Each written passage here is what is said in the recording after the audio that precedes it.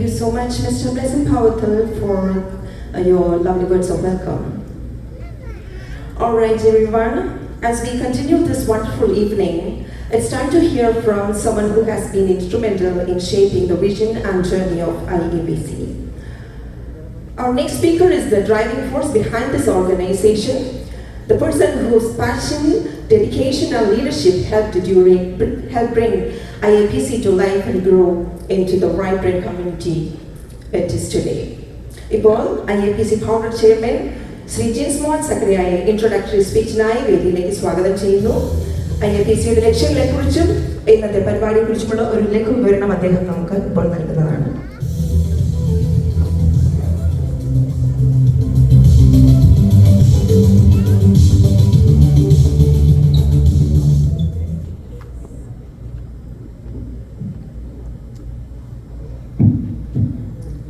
Good evening.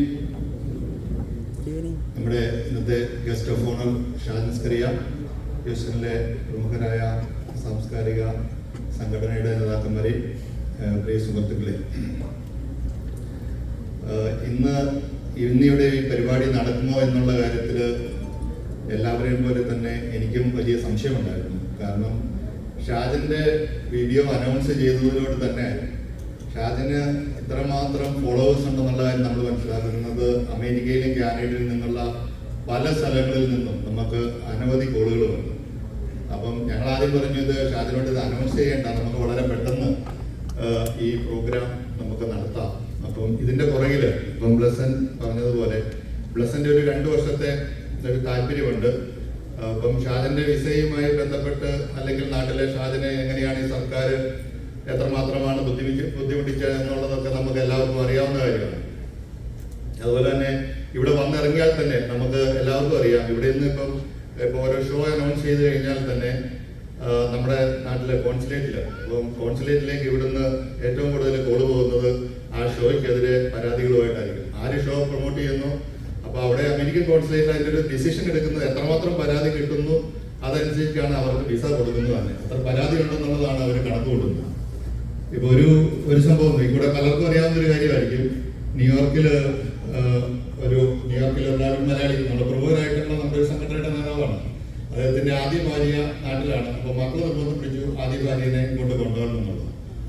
അപ്പം കൊണ്ടുവരാനായിട്ടുന്ന സംഗതി visa എല്ലാം കൊടുത്തു വന്നു. അദ്ദേഹം ഈ പലതവണ ഇത് എതിർത്തു, വരണ്ട എന്ന് പറഞ്ഞു. പക്ഷെ പുള്ളിനെ നോക്കി ഈ വളരെ എളുപ്പമുള്ള പരിപാടിയുണ്ട്. പുള്ളി ഫോൺ എടുത്ത് നേരെ ഇവിടുത്തെ FBI സെല്ലിൽ സംഗതി റിപ്പോർട്ട് ചെയ്തു. അത് തീവ്രവാദ ബന്ധമുള്ള ഒരു സ്ത്രീ ഖത്തർ എയർവേസിൽ ഇന്ന സമയത്ത് ഇവിടെ വരുന്നുണ്ടെന്നുള്ളത്. അപ്പം ആ പാവപ്പെട്ട സ്ത്രീ നമ്മുടെ JFK എയർപോർട്ടിൽ വന്നിറങ്ങുന്നു, ന്യൂയോർക്കിൽ വന്നിറങ്ങുന്നു. അമേരിക്കയിലെ സിസ്റ്റം അറിയാമല്ലോ, വളരെ കാര്യമായിട്ട് ഇവിടെയുള്ള എല്ലാ ലോ എൻഫോഴ്സ്മെന്റും അവരെ കാര്യമായിട്ട് സ്വീകരിച്ചു. ഒരു ഇന്റർനാഷണൽ റൂമിൽ കൊണ്ട് ഇരുത്തുന്നു, അവരെ ചോദ്യം ചെയ്യുന്നു. 7 മണിക്കൂർ അവരെ ചോദ്യം ചെയ്തു. 7 മണിക്കൂർ ചോദ്യം ചെയ്ത് കഴിഞ്ഞിട്ട് അവർക്ക് മനസ്സിലായി, FBIക്ക് മനസ്സിലായി സംഗതി ഇത് കാര്യമുള്ള കേസൊന്നുമല്ല. അവരൊരു പാവപ്പെട്ട സ്ത്രീ, അവർക്ക് തീവ്രവാദം എന്നുള്ള വാക്കിന്റെ അർത്ഥം പോലും അറിയത്തില്ല. അത് കഴിഞ്ഞിട്ട് പിന്നെ ഈ ഫോൺ വിളിച്ച് നമ്മൾ പഴയ ബാലഗംഗാധര സിനിമയ്ക്കകത്ത് പറയുന്ന പോലെ ഫോണിൽ ടൗണിൽ ഇട്ട് വിളിച്ചു കഴിഞ്ഞാൽ FBI കണ്ടുപിടിക്കാൻ പറ്റുമല്ലോ. ഒരു 3 മണിക്കൂർ കഴിഞ്ഞപ്പോഴത്തേക്കും സംഭവം വീടിന്റെ ഫ്രണ്ടിൽ 3-4 കറുത്ത വണ്ടിക്ക് വന്നു. ആളെ കൊണ്ടുപോയി വീക്കെൻഡിലാണ് അറസ്റ്റ് ചെയ്തത്. ഒരു 5 ദിവസം കഴിഞ്ഞിട്ടാണ്. പലർക്കും അറിയാനുണ്ട്, ഇത് നമ്മുടെ കഥ പറയണതല്ല, ഇത് ഇവിടുത്തെ പത്രങ്ങളിൽ വന്നൊരു ന്യൂസാണ്. അതുകൊണ്ട് ഞങ്ങൾ അമേരിക്കൻ മലയാളികളെ ഒന്നും ചെറുതായിട്ട് കണക്കാക്കരുത്. അപ്പം ഞങ്ങൾ ഇങ്ങനെയുള്ള കാര്യങ്ങളൊക്കെ വളരെ വിദഗ്ധമായിട്ട് അറിയാവുന്ന ആൾക്കാരാണ്. അതുകൊണ്ടാണ് ഞങ്ങൾ പറഞ്ഞത് ഷാജിനോർക്കും ഞങ്ങൾ എന്തുകൊണ്ട് പബ്ലിസിറ്റി കൊടുക്കണം എന്ന് പറയുമ്പോൾ എന്തുകൊണ്ട് കൊടുക്കണ്ട എന്ന് പറയുന്നതിന്റെ കാരണം ഇതൊക്കെയാണ്. അത് വളരെ സൂക്ഷിച്ചാണ്. കാരണം നമ്മൾ മലയാളി കമ്മ്യൂണിറ്റി എന്ന് പറയുന്നത് വളരെ ബുദ്ധിമാന്മാരാണ്. എവിടെയാണ് എങ്ങനെയാണ് നമുക്കിതൊക്കെ ചെയ്യേണ്ടതെന്നുള്ള കൃത്യമായിട്ട് അറിയാം. അതുപോലെ തന്നെ എന്നെ ഇപ്പോൾ IAPCയുടെ അതിനെക്കുറിച്ചൊരു ഇൻട്രഡക്ഷൻ പറയാനാണ് എന്നെ വിളിച്ചത്. ഷാജിനും ഞങ്ങളും ഒരേ പ്രശ്നമാണ് നേരിടുന്നത്. ഞങ്ങൾ ഇൻഡോ അമേരിക്കൻ പ്രശ്നം 2013 നമ്മൾ തുടങ്ങി. ഞങ്ങൾ ഇപ്പോൾ 350ഓളം മെമ്പേഴ്സ് ഉണ്ട്. ഏകദേശം 14ഓളം ചാപ്റ്റർ ഉണ്ടായിരുന്നു. അപ്പം ശശികലയുടെ എല്ലാ ആൾക്കാർക്കും തന്നെ അറിയായിരിക്കും. അപ്പം ആ ഒരു സംഘടന, ഞങ്ങളിത് മലയാളികളുടെ മാത്രം സംഘടനയല്ല, ഞങ്ങളുടെ 1/3 മെമ്പേഴ്സ് നോർത്ത് ഇന്ത്യൻ ആൾക്കാരാണ്. അപ്പോൾ ഈ നോർത്ത് ഇന്ത്യൻ ആൾക്കാർക്ക് എന്ന് പറയുമ്പോൾ 350 മെമ്പേഴ്സ്, 14 ചാപ്റ്റർ, കാനഡയിൽ 4 ചാപ്റ്റർ, ഇവിടെ 10 ചാപ്റ്റർ. അപ്പോൾ ഈ ചാപ്റ്ററുകളെല്ലാം നമ്മൾ നോർത്ത് ഇന്ത്യക്കാർ സൗത്ത് ഇന്ത്യ, പക്ഷേ ഈ നോർത്ത് ഇന്ത്യൻ സൗത്ത് ഇന്ത്യയും കൂടെ ഒന്നിച്ചു പോയി എന്നുള്ള കാര്യം നമുക്ക് പ്രായോഗികമായിട്ട് മനസ്സിലായി. ഷാജൻ എന്ത് നേരിടുന്നു ആ പ്രശ്നം തന്നെയാണ്. കാരണം നമ്മൾ ഈ മലയാളികൾക്ക് ഒരു സ്വഭാവമുണ്ട്. കാരണം നമുക്ക് നരേന്ദ്രമോദിജിനെ എന്ന് പറഞ്ഞ പേര് കേട്ടാൽ തന്നെ നമുക്ക് മലയാളികൾക്ക് പൊതുവെ ഞാൻ കോമൺ ആയിട്ട് കേട്ടതാണ് അതിന് ഇഷ്ടപ്പെടുകയില്ല. അപ്പൊ ഈ ഗ്രൂപ്പിലെ എല്ലാ ചാപ്റ്ററിന്റെയും ഗ്രൂപ്പിലുണ്ട്, ഗ്രൂപ്പിൽ തല്ലോട് തല്ലാണ്. അപ്പൊ നമുക്ക് ഈ സംഘടന നമുക്ക് ഒന്നിച്ച് കൊണ്ടുപോകാൻ പറ്റില്ല. ഈ രാഷ്ട്രീയ ഞങ്ങളുടെ 2-3 ചാപ്റ്ററുകൾ തന്നെ ഡിസോൾവ് ആയിപ്പോയി. ഇത് വലിയ പൊട്ടിച്ച്. ഇപ്പം 2019 ഇവിടെ ഹ്യൂസ്റ്റണിൽ വെച്ച് ഞങ്ങളുടെ കോൺഫറൻസ് നടക്കുമ്പോൾ ഈ നാട്ടിൽ നിന്ന് നമ്മളൊരു പത്രപ്രവർത്തകരെ കൊണ്ടുവരും. ഈ പത്രപ്രവർത്തകർ പൊതുവെ ഒരു SFI ചായയുള്ള സഹാക്കന്മാരാണ് പത്രപ്രവർത്തകർ. എല്ലാവരും അറിയാലോ, നിങ്ങൾക്ക് എല്ലാവർക്കും അറിയാം. 90% പത്രപ്രവർത്തകർക്കും ഇടതുപക്ഷ ചായവുണ്ട്. ഇവിടെ വന്നു കഴിഞ്ഞാൽ ഇവിടെ ഒന്ന് രാംദാസ് വന്നോന്ന് അറിയത്തില്ല, നിങ്ങളൊന്നും വന്നോന്ന് അറിയത്തില്ല. പക്ഷെ ഇവിടെ വലിയ വിഷയം ഉണ്ടായി. കാരണം എല്ലാവർക്കും ഒരു കാര്യമുള്ളൂ, പ്രൈം മിനിസ്റ്ററിനെ ചീത്ത വിളിക്കുക. പക്ഷെ അതിനെ കുറിച്ച് നമ്മുടെ അടുത്ത് ഇവിടെ വിളിച്ച് ആയിട്ടുള്ള അഭിപ്രായം പറഞ്ഞിട്ടുണ്ടെങ്കിൽ ഷാദിന് ആ ഒരു BJPയുടെ ഉള്ള ലീനിയന്റ് പ്രോ BJP ആണെന്നുള്ള ഒരു അഭിപ്രായമാണ് ഞങ്ങൾക്ക് പൊതുവെ ഇവിടെ പരാതിയായിട്ടിരിക്കുന്നത്. അല്ലാതെ ആ ഒരു വിഷയമില്ല. ആ സെയിം പ്രശ്നം ഞങ്ങൾ തന്നെ കൊണ്ടുവരികയാണ്. അപ്പൊ ഞങ്ങള് ഇൻഡോ അമേരിക്കൻ പ്രസ് ക്ലബിന്റെ പ്രവർത്തനങ്ങൾ എന്ന് പറയുമ്പോൾ ഞങ്ങൾ നാട്ടിൽ നിന്ന് നമ്മൾ ഉദ്ദേശിക്കുന്ന ഒരു ആശയം ഇത് മാത്രമേ ഉള്ളൂ.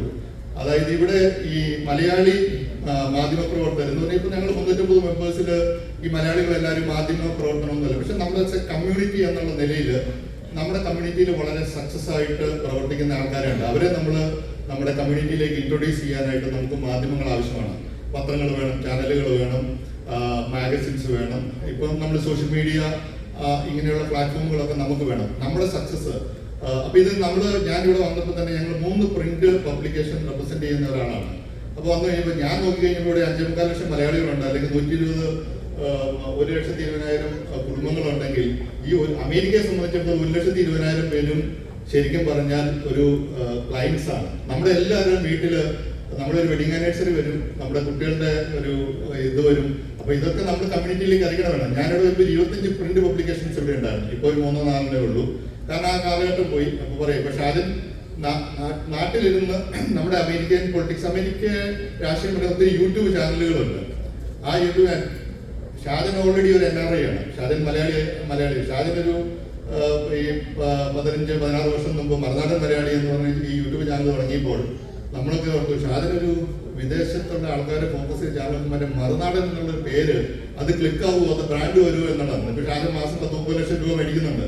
കാരണം ഇന്ന് മനോരമയെക്കാളും വ്യൂവർഷിപ്പ് 2 വ്യൂവർഷിപ്പ് ഷാജന്റെ ചാനലുണ്ട്. ഷാജൻ ഒരു വീഡിയോ പോസ്റ്റ് ചെയ്ത് കഴിഞ്ഞാൽ ആ വീഡിയോ കാണുന്നത് അത് മനോരമയുടെ 2 ആൾക്കാരാണ്.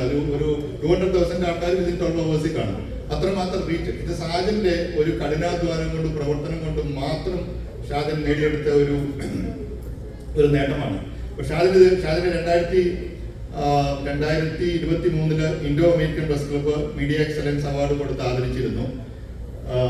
10-13 വർഷത്തെ അവാർഡ് ആർക്കെങ്കിലും ഡിക്ലെയർ ചെയ്ത് കഴിഞ്ഞു കഴിഞ്ഞാൽ നമുക്ക് സാധാരണ ഇതിന് ചെറിയ എതിർപ്പുകളൊക്കെ വരാറുണ്ട്.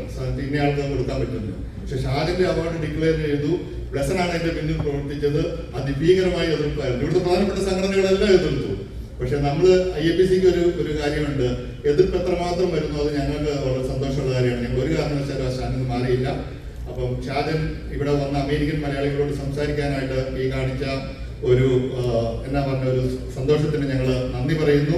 അമേരിക്കൻ മലയാളികളുടെ പേര് പറയുന്നു. വളരെ പെട്ടെന്ന് 2 ആഴ്ച കൊണ്ട് ഞങ്ങൾക്ക് ഇവിടെ ഹ്യൂസ്റ്റണിലുള്ള പല ആൾക്കാരെയും വിളിക്കാനോ അല്ലെങ്കിൽ സമയത്ത് അറിയിക്കാനോ പറ്റിയില്ല. ഞങ്ങൾക്ക് ഒരു ഭയം ഉണ്ടായിരുന്നത് കൊണ്ട് ഷാജനിൽ നിന്ന് ഇവിടെ ഇറങ്ങി കഴിയുമ്പോൾ ഈ പറയാൻ പറ്റില്ല, ബുദ്ധിമാന്മാരായ മലയാളികളായതുകൊണ്ട് അങ്ങനെ എന്തെങ്കിലും പ്രശ്നം ഉണ്ടാവുമെന്നൊരു പേടി ഞങ്ങൾക്കുണ്ടായിരുന്നു. ഇനിമേ ഷാജൻ ഇവിടെ വന്നു.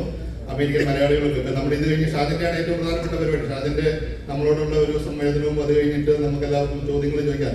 ഈ പറഞ്ഞ പ്രശ്നങ്ങളെല്ലാം ഉണ്ട്. ഒരു കാര്യവും നമുക്ക് ഷാജനെ വിടാതെ ഒരു ചോദ്യം നമുക്ക് ചോദിക്കാതെ പോകരുത്. കാരണം അഭിപ്രായം അനുകൂലിക്കുന്ന ആൾക്കാരും ഇപ്പം ബ്ലസൻ പറഞ്ഞതുപോലെ ഒരു വൺ സൈഡഡ് അല്ല, എതിർക്കുന്ന ഒത്തിരി ആൾക്കാരുമുണ്ട്.